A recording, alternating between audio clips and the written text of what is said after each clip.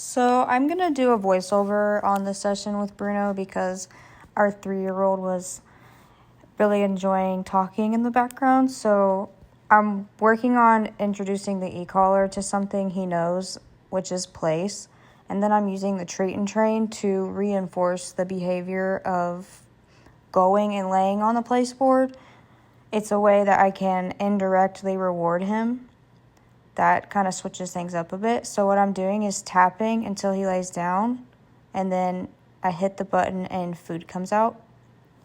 This lets him know that laying down is what gets him his what gets him his reward quicker. So then we break, and I say, Bruno, go place. I tap the e-collar, take him to the place board, and as soon as he lays down, you can see the timing, I make the food come out.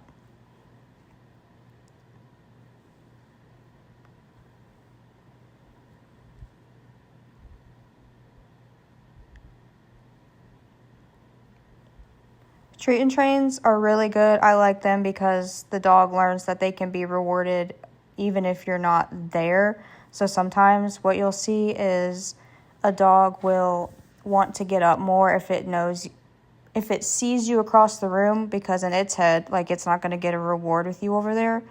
So putting something on there that shows it that it can access a reward even when I'm not there will make the behavior stickier and just adds an extra element of a way to tell him he's doing the right thing. So here I'm saying break. You can tell he does not want to because he loves the treat and train, but send him right back.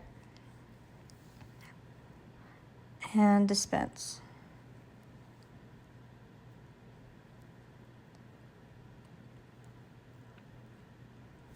And I want to note that I'm using the e-collar and introducing it with a command that Bruno already knows. He knows place with the leash, and we've worked through this 100 times. So I'm using this to overlay a new form of communication.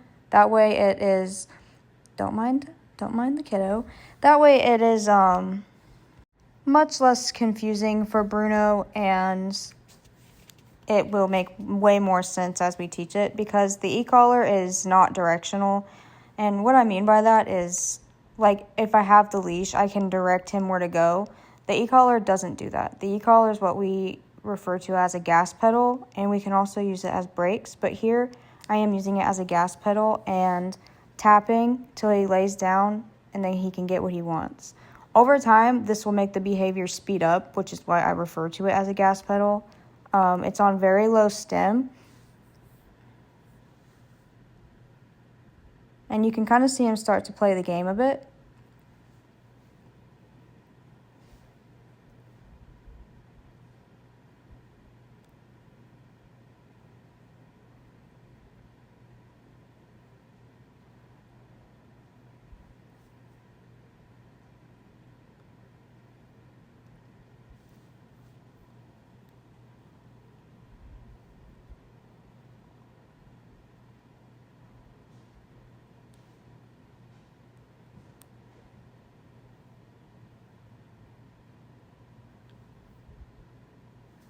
So I'm kind of making him sit in it a little bit here, because the behavior has always been go to the place board, get the reward, and then get up. So now I'm going to start adding in some duration to this.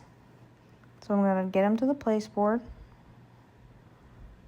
and then have him lay down. I'm still tapping. And then since the e-collar communication wasn't working, I'm going to add in the leash. This is why we have different layers of communication. I'm going to let him sit in it a bit, break him off,